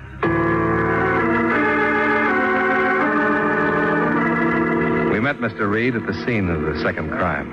I simply had to get back on the job today. 2 of our flights were delayed yesterday because of my going to pieces. You better watch it now, Mr. Reed. I don't know if I... Now, just take it easy. You tried to phone this girl and tell her to report for one of your flights. And when you sent somebody out here, she was found dead, huh? Yes, exactly. I hadn't tried to contact Alice before because I... Good. Well, I knew that she and Miss Goodhue had been close friends and that she must have felt almost responsible for her death. Why, Mr. Reed? Why? Well, she was scheduled for the flight the other night. I thought you knew that. No, we didn't. I wish we had. But I told you. That night at the scene of the crash. I was talking to her mother, Mrs. Goodhue. Yes, I remember that. You said she thought there was a chance her daughter wasn't on the plane. But I told you the other girl was scheduled. No, Mr. Reed. You made it sound like Mrs. Goodhue thought her daughter was on a different flight. You didn't say anything about another stewardess. Good Lord. It's all right, Mr. Reed. The human mind isn't infallible, but it can correct its mistakes. Tell us now. Well, that's all right. Well, with everything else, I suppose it didn't seem important. I know our procedure is less exact than the regular companies. You see, the girls often traded flights. When did you find out about this trade? Well, not until Mrs. Goodhue told me that her daughter had gone to work that night. You didn't discuss it with her by any chance? No, I didn't discuss it. Well, that night and all of it, Then I think we'd better go see Mrs. Goodhue, Dollar.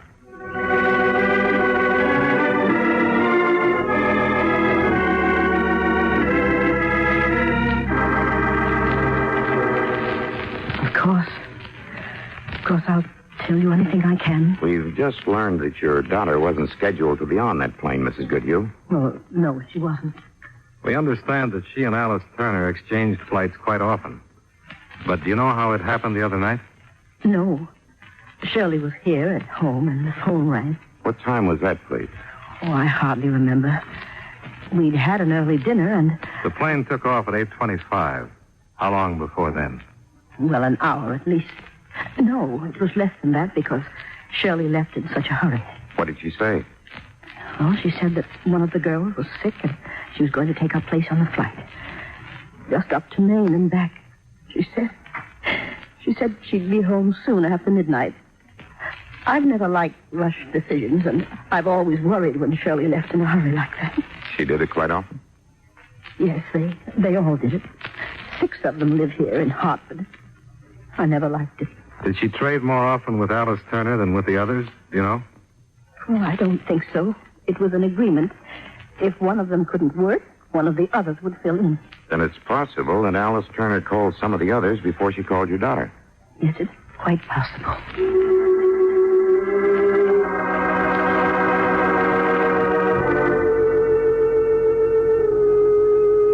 The horror of the crime led to the solving of it. Late that afternoon, I'd gone back to my apartment building, and in the corridor, just outside my door... Hey, your name, Dollar? Yeah. Can I help you? I want to talk to you.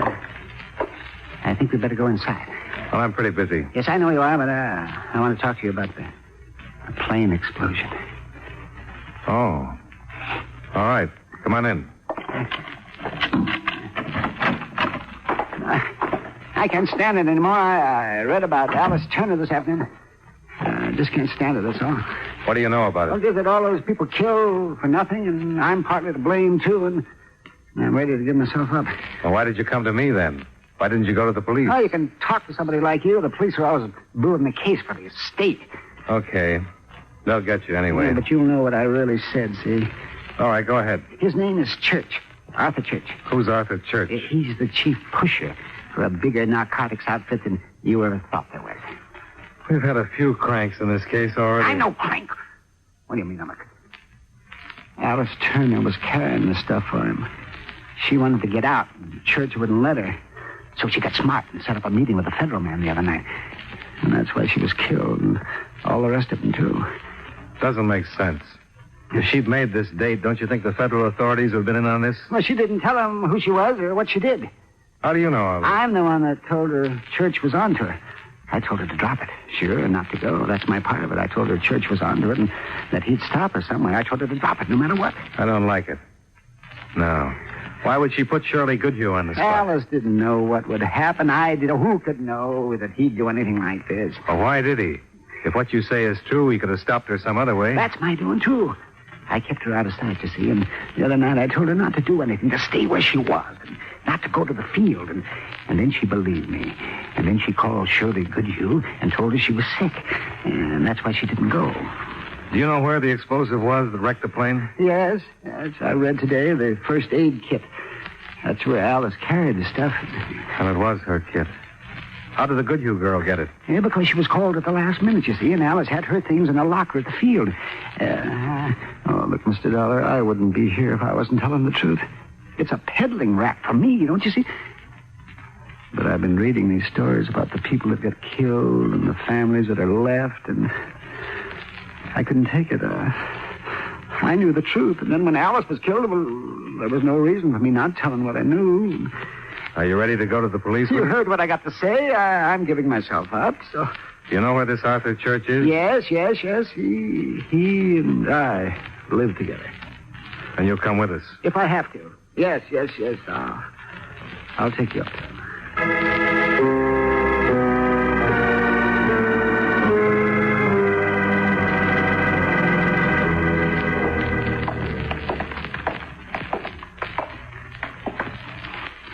This is it, Marin? This is where I left him. You go in then. Tell him who's here. Just call him naturally.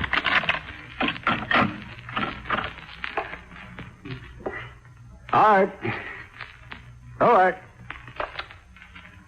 Ward, are you here? I'm here, yes. Oh, out of the way. I got him.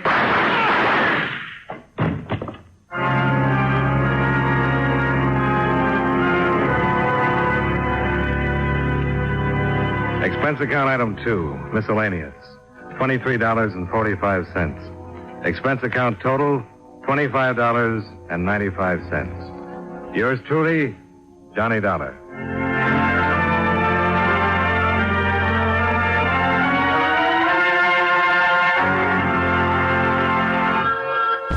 The home of radio's best comedies, dramas, westerns, and detectives. This is the Radio Theater Channel. The lineup, 1951. Ladies and gentlemen, we take you now behind the scenes of a police headquarters in a great American city, where under the cold, glaring lights will pass before us the innocent, the vagrant, the thief, the murderer. This is The Lineup.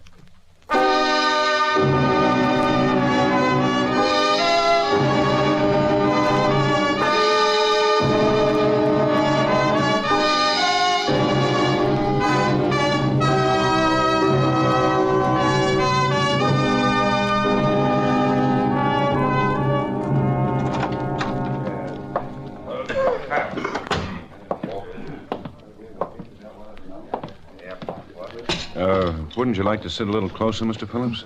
Oh, Lieutenant. No, thanks. This is fine. I'm a little far-sighted. Oh, I see. I just spoke to your wife. She's with Mrs. Griswold. Oh, I'm glad. They're quite good friends, you know. Griswold kept pretty much to himself, but she's very friendly. Shame she had to be married to a man like that. He was a smart attorney. Too smart. Well, he certainly wasted it working for men like this Rugillo. Just a cheap gambler from what I've read. Oh, don't kid yourself, Mr. Phillips. He's smart, May too. I have your attention, please? Cigarette? No, thanks. You people out there on the other side of the wire in the audience room, may I have your attention, please? Thank you. My name is Greb, Sergeant Matt Greb. I'll explain the lineup to you.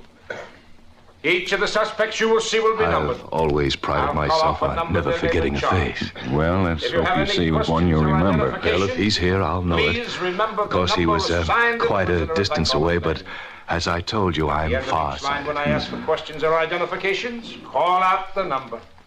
If you're sure or not too sure of a suspect, have him held. The officers who took your name will assist you. They're seated among you. The questions I ask these suspects are merely to get a natural tone of voice, so do not pay too much attention to their answers, as they often lie. Bring on the line. All right, move up to the end of the stage, right up to the end now. Come on, keep it moving. All right, turn and face front, hands to your sides, look straight ahead.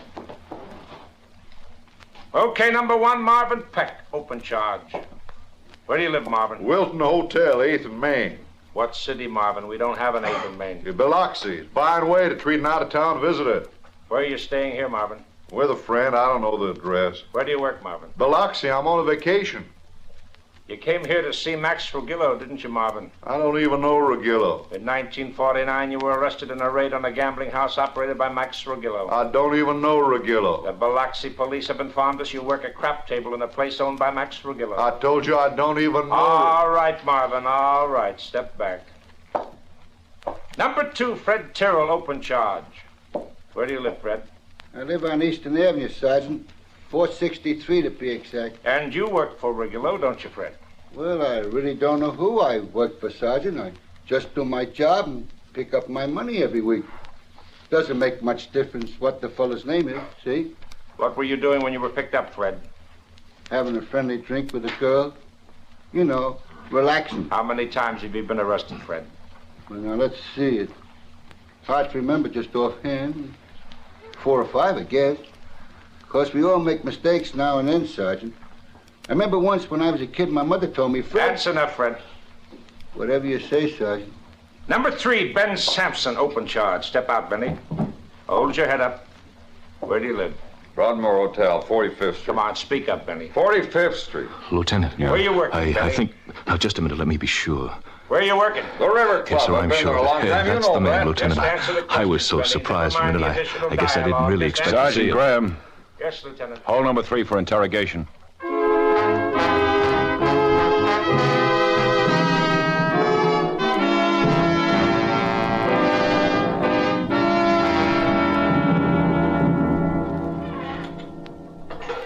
Say, you mind if I open a window? It's stuffy in here. No, go ahead. You know, I'm surprised at Benny. This isn't his kind of work. Yeah. I wish Phillips had seen the guy with him. He probably did the dirty work. Suppose Rugillo did this setup. How do we get to him? I don't know.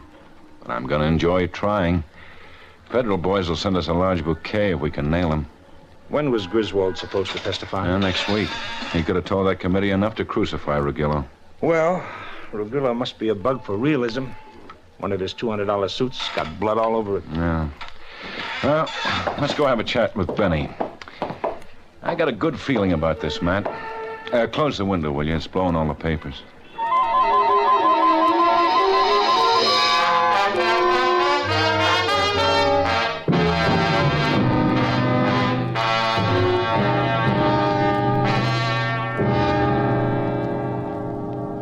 That's enough of that, Benny. Don't you know how to say anything without cussing? Sorry, I didn't know you were sensitive. We're all sensitive, Benny. Even Rugillo's sensitive. He's not going to like you getting yourself identified. Now, why don't you guys knock off? I got nothing to do with Rugillo. I wasn't in no vacant lot. We know better, Benny. That witness pegged you cold. Who was the guy with you? Look, fella, you're wasting your wind. The guy with the shotgun, Benny. Who was he? Or did you blast Griswold? Maybe you have more nerve than I figured you for. We know Rugillo wanted Griswold eliminated, Benny. But right now, you're carrying the load. It's a big load, Benny. We can sew you up real easy. Let's have it, Benny. Who was the guy with you? We'll keep Rugillo off your back, Benny. Come on, don't be a sucker. You guys work pretty good together, don't you? Only I ain't impressed. I seen it better in movies. This isn't the movies, Benny. Griswold is good and dead. And you're no actor, Benny. Rugillo staged this killing, and we know it. Ben. Yeah? Why don't you leave too, muscle man? Go take a flying... What's up? Amster Ross just wanted and says he's got something. Got him in your office. Look, I told you for the last time. One more crack. Ah, drop dead. Yeah? I'll be upstairs. Okay. What did you say about me being... Now, what's on the hamster's mind? Says he's got something on the Griswold killing. Oh. Is he sober? Yeah. Look, I don't believe it either. Oh, hi, Lieutenant. Hello, hamster. Oh, you're looking good, Lieutenant. Why, you ain't looked so good in years. What's on your mind? Quit drinking, you know. Just weekends. During the week, I don't touch it. I'm glad to hear it. Well, what have you got? I'm pretty busy. You know, it's funny. Since I quit drinking, I notice a lot more. Why, I can almost see. I heard about Benny being picked up, and I remembered what I noticed. That never used to happen. What did you notice, hamster? Well, I was in Louis, not drinking, of course, just visiting with the boys. You know, it ain't hard not drinking if you keep talking steady. Get to it, huh? Well, Benny was there having a snort, and there was a guy with him. Remember when I had my own place and you busted 4 bottles of good whiskey in 2 chairs, arresting a guy named Vincenti? Well, that's the guy that was with Benny. George Vincenti? Yeah, that's him. So anyway, a couple of hours later, I heard Benny had been picked up. And then when I read why he got picked up, well, I figured... Thanks, Hamster. Oh, yeah, sure. You see, I figured you'd like to know. Never paid much attention to things when I was drinking. Yeah, Ben? Drag out a package on George Vincenti, will you, Ash? I want it fast. Right, Ben. And put out an APB on him. If anything comes in after 6, I'm having dinner at Matt's. I figured it was important. I wouldn't have bothered you, Lieutenant. Yeah, it's very important, Hamster. Thanks a lot. I figured it was important because this whole deal's pretty hot since Benny got picked up. Max Regilla gets talked about a lot. Oh, what about Regilla? Well, it won't bother you any, Lieutenant. Regilla couldn't bother you. But from what I heard, he wouldn't like you digging around too much in his attic. Since Benny got picked up, he wouldn't like you thinking he had any part of what happened. Oh, not that Regilla will bother you, Lieutenant. He wouldn't bother you. Oh, that Benny's the most irritating little... Oh, hello, Hamster. Hello, sir. Oh, you're looking fine. Just fine. You can go now, Hamster, and thanks again. Oh, I'm glad to help, Lieutenant. And don't think you owe me a thing, because you don't. I'm glad to help. Unless you wouldn't mind telling your boys to kind of leave me alone on weekends. Sure. Oh, well, thank you, then. Glad to see you both looking so well. News? Yeah. Benny's playmate was George Vincenti. Remember? Well, that's more like it. Now the shotgun makes sense. I should pick him up tonight. What time do we eat? Oh, about 7. We walk out in the middle of dinner again, Molly'll have kittens. Yeah. Wouldn't you think she'd get used to it after all these years? No, I guess not. Well, come on, let's go.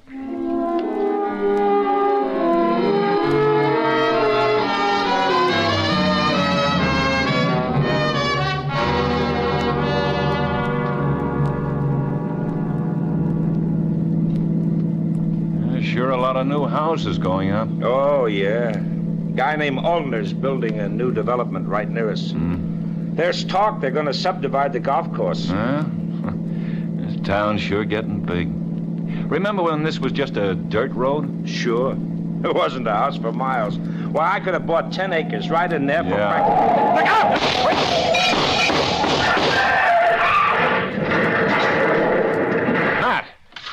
Matt!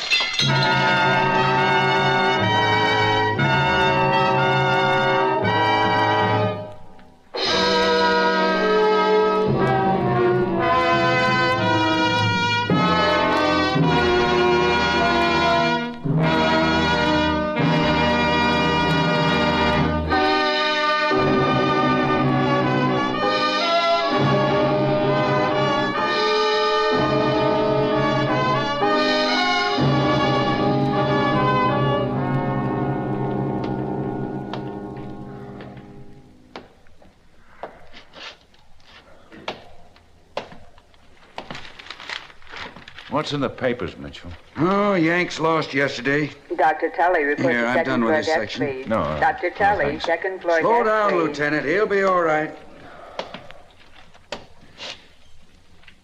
They've been in there an hour. 15 minutes. He'll be all right. You like the races, Lieutenant? Yeah, they're fine. I hope you don't like them the way my wife likes them. She don't bet much money on one horse, just a little on all of them.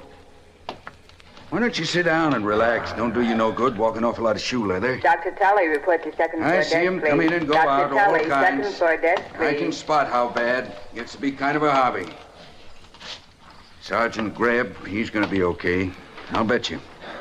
How long you been on this detail, Mitchell? 7 years. 7 years. I've been sitting here watching them come in. Take my word for it, Lieutenant. Here's the doc. Well, how about it? How is he? That thick-headed Irishman? Yeah, he's fine. I accused him of faking just so he could get a rest. Is he conscious? No, just came around. He's got a slight concussion, a lot of bad bruises, but I'll get him a pretty nurse. Want to see him? Yeah. He'll have to stay flat on his back for a couple of days. I'll call Molly now. Is that his wife? Yeah, I wanted to know first. Ben, I got George Vincenti spotted. Where? Apartment house on the north side, 74th Street. Doc, tell Matt I'll be in later. Tell Mitchell to call Molly, will you? Sure. All right, let's go, Quinn. Oh, Doc, as long as Matt's okay, better save that pretty nurse. You'll just spoil him.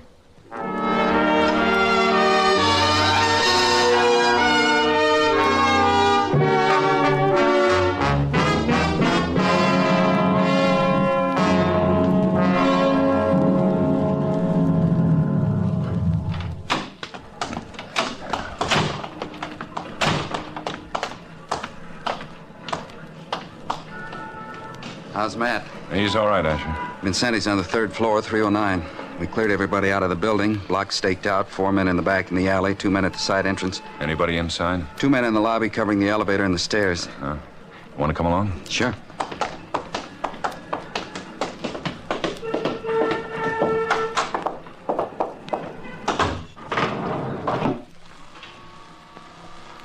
Matt's okay, huh?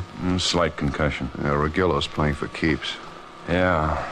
But if we get Vincenti in one piece, I'm going to make Regillo pay for a lot of things, including my car. It's next to the last door on the left. Hold it. Yeah, it's Vincenti. Nuts. Wouldn't you know he'd step out and spot us? He knows me. He knows me, too. Yeah, and he's got a good idea why we're here. Well, no sense being backward about it. Come on, Vincenti, open up. Okay, let's go in. Boys in the alley. Fire escape. Yeah, there he is, halfway down. He busted a window. Asher, go down from here. We'll take the stairs. He's not... Ben!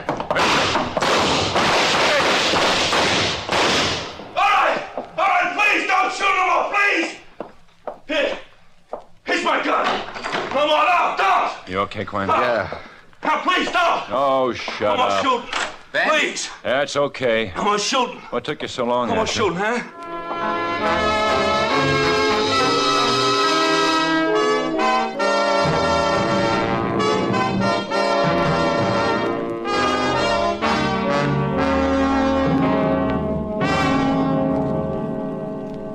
How is he? Nervous. And where's Regillo? In his apartment. I got 2 men staked out. Asher in yet? No, he's still looking for the gun. Well, let's talk to Vincenti.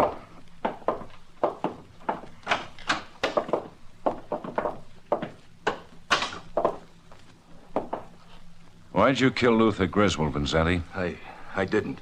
Who paid you to do it? Nobody. You didn't do it for nothing?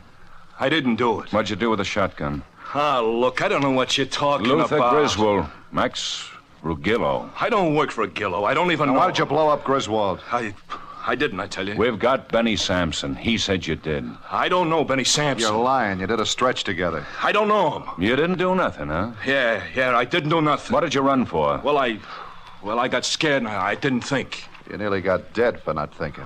Okay. Resisting arrest. Lock me up. Resisting arrest, assault with intent, illegal possession. I can think 'em up all day and make 'em stick. Okay, but I didn't knock off Griswold. Benny Sampson says you did. Benny Sampson. I don't even know the bum. I got shoved off the road tonight. There's a cop in the hospital. Well, the town's full of lousy drivers. With shotguns? I don't know nothing about no shotguns. You just don't know nothing. No, I don't know nothing. The word's out that Regillo wants me dead if I get nosy. Well, that's Regillo's business and your nose. You and Benny Sampson staked out on a vacant lot. I don't know no Benny You and Sampson. Benny staked out on a vacant lot. I told you I don't know blasted Benny. Luther Griswold and ran back and got in your car. I wasn't in no vacant lot. Benny tripped and a witness spotted him. Benny spilled all over the precinct. I'm getting pretty tired of this. Oh, yeah. You're getting awful brave for a guy who was crawling around begging not to get a face full of bullets. Well, what did you want me to do? Keep shooting. I'd have loved it. I want Max Regillo. Well, then go get him. I want a signed statement that he paid you to kill Griswold. Hey, I thought you said Benny spilled all over. He said you were with him in the lot. He didn't say who paid you for the job. Oh, sure. Where's the car, Vincenti? What car? The car you climbed into after you shot Griswold. Go ahead. Go ahead. You can work on me all night. Make it all week. We've got the time. You don't know nothing. Where's the car? I don't know. Where's the shotgun? I don't own one. You get 5 to 1 anyway. We'll see. Regillo won't get you off. I'll make this stick. Okay. How much did Regillo pay you? He didn't. 200? 500? Good professional job. Right up your alley. How much, Vincenti?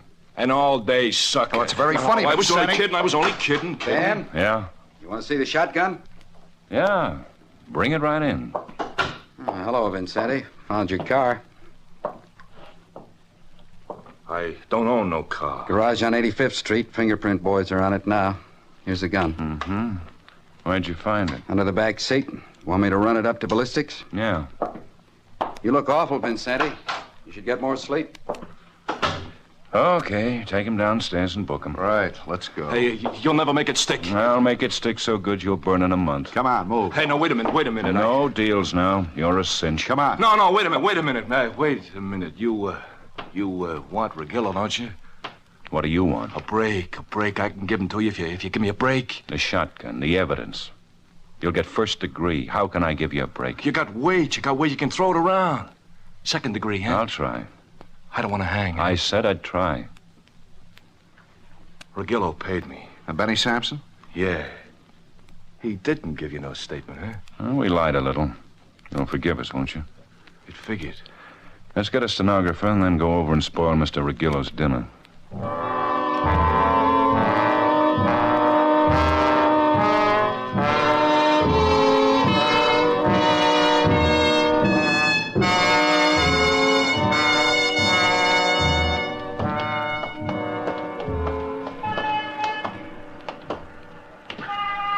He's still in there, Ben. Who's with him? 2 men eating with him. That's his car, the sedan. There's a guy in it. Yeah, look out. Well, let's show him how careless he can get. Get him fast and don't let him touch that horn. Don't move. Don't touch that horn. I told you to stay away from that horn. Catch him. I got him. All right, drag him out of the way. Right. Let's go.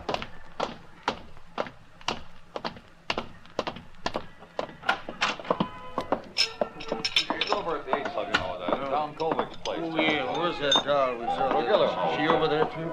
Yep. What do you want? What is this, Guthrie? You're under arrest, Regillo. Keep your hands on the table, boys. Look, Guthrie, I'm finishing dinner. I'm too full for jokes. I've got Benny Sampson and George Vincenti. So what? I've got a sworn statement. Accessory before the fact. For what fact? Murder. I hope it'll be first degree. Now wipe off your fat chin and let's go. Okay. But you're going to be real sorry, Guthrie. Up, boys. Now just walk out quietly. You want me to shake him down? Outside. I don't want to bother the customers. Just shoot them if they get out of line. Move. Okay!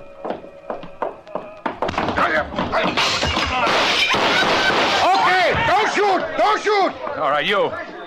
Get over there with Regillo. And both of you, put your hands behind your head. I'm sorry, Benny slugged me so fast. All right, everybody. Calm down. It's okay. Okay, Ben? Yeah. Get an ambulance for this one. That bum nearly broke my jaw. You sure paid for it. You made him a dead bum.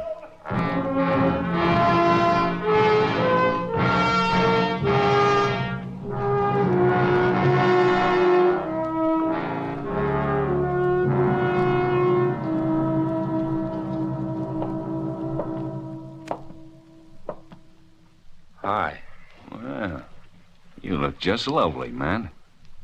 Molly was here this afternoon. Huh? She doesn't think much of your driving. I just left Max Regillo. He's sorry he ever had us run off the road. You got him? With everything. We picked up George Vincenti and his shotgun, and he signed a sweet little statement. Well, I feel better already. Oh, good evening, Sergeant. Hello. And you're Lieutenant Guthrie? That's right. Well, you can stay a few more minutes, but the sergeant will have to take a nap. Oh, I'm not sleepy. Oh, you will be. Just drink this. Oh. Come on. Ooh, That's fine. Now say goodnight to the lieutenant. And if you want anything, just ring. No longer than a few minutes, Lieutenant. How about that, huh? And I told the doc not to... What? Nothing. Man. Yeah? Move over.